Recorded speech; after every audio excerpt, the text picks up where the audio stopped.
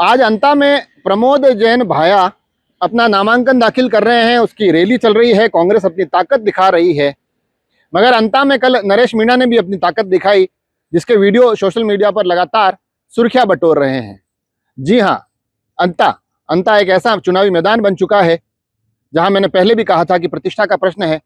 प्रतिष्ठा जहां भारतीय जनता पार्टी की भी दांव पर लगेगी, क्योंकि उनके विधायक थे। हालांकि वहां अब एक नया पेच भी सुनने को आ रहा है, उस पर भी चर्चा करेंगे। मगर जिक्र यहाँ जो नामांकन की रैली कल हुई नरेश मीणा की, उसका ज्यादा किया जाएगा, क्योंकि निर्दलीय के तौर पर पुनः मैदान में है। और कल सभी की नजर इस बात पर टिकी हुई थी कि आखिर नरेश मीणा क्या दमखम दिखाते हैं।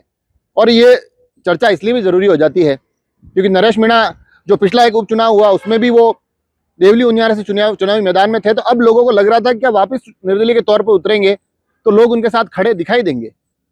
मगर ये सभी बातें, सभी आकलन कल हवाई हो गए जब वहां एक भारी भीड़ नजर आई, एक बड़ी संख्या, और उसमें विशेष तौर पर महिलाओं की भी एक बड़ी संख्या नरेश मीणा को आशीर्वाद देने के लिए पहुंची, नरेश मीणा के समर्थन में खड़ी दिखाई दी। तो उससे यह तो बड़ा ही आसानी से स्पष्ट हो गया कि मुकाबला पुनः एक बार देवली उनियारा की तरह त्रिकोणीय होने वाला है। देवली उनियारा का मैं ये जिक्र इसलिए वापस कर रहा हूं क्योंकि वहां पर कांग्रेस को नरेश मीणा ने तीसरे स्थान पर धकेल दिया था। अब यहाँ क्या स्थिति होती है वो इसलिए भी दिलचस्प होगा क्योंकि यहाँ कांग्रेस ने जिस चेहरे पर दाव खेला है वो नाम प्रमोद जैन भाया है, जो उस हाड़ौती अंचल का एक बड़ा चेहरा है, बड़ा कांग्रेसी नाम है, पूर्व मंत्री है। और उनके समर्थन में आज जिस प्रकार से कांग्रेस के बड़े नेताओं की एक फौज उस नामांकन में दिखाई दी, वो बड़ी आसानी से स्पष्ट कर देती है कि आखिर उस क्षेत्र में प्रमोद जैन भाया का पद, कद और प्रभाव क्या है, कांग्रेस में उनकी क्या पकड़ है, वो भी आज की इस नामांकन रैली से स्पष्ट होता है। मगर धरातल पर क्या कुछ होगा ये तो आगे आने वाला समय बताएगा। मगर नरेश मीणा ने यकीनन इस चुनाव में एक रोमांच पैदा कर दिया है। जिस तरह से उनके कल एक रैलियां दिखी, काफिले दिखे, और जिस तरह से एक बड़ी संख्या उनके समर्थन में खड़ी दिखाई दी, मामला मजेदार होने वाला, इस बात में कोई दो राय नहीं है।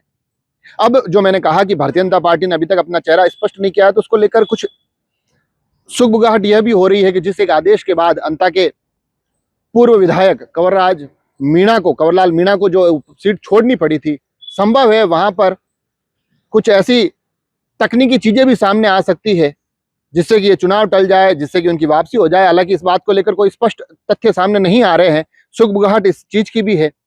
साथ ही यह भी है कि अगर ये नहीं होता है तो नया चेहरा जो होगा वो कौन तय करेगा। यहाँ वसुंधरा राजे की एक बड़ी भूमिका है।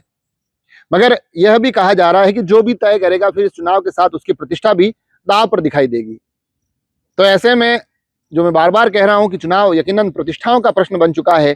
प्रमोद जैन भाया अपनी साख बचाने के लिए उतरेंगे, भारतीय जनता पार्टी के नेता अपनी सीट बचाने के लिए उतरेंगे, अपनी सरकार पर कोई सवाल पैदा ना हो, उस एक जंग में ये उतरते दिखाई देंगे। तो वहीं नरेश मीणा अपने राजनीतिक जीवन का अत्यंत महत्वपूर्ण चुनाव लड़ रहे हैं, क्योंकि बतौर निर्दलीय वो 2 चुनाव पूर्व में हार चुके हैं। अगर ये पुनः हारते हैं तो उनके लिए भी कहीं ना कहीं आगे की राहें मुश्किल हो जाएगी। उनकी छवि भी चुनाव जीतने के लिए उतरने वाले नेता से ज्यादा टिकट काटने वाले, चुनाव के परिणामों को प्रभावित करने वाले नेता के तौर पर बन जाएगी।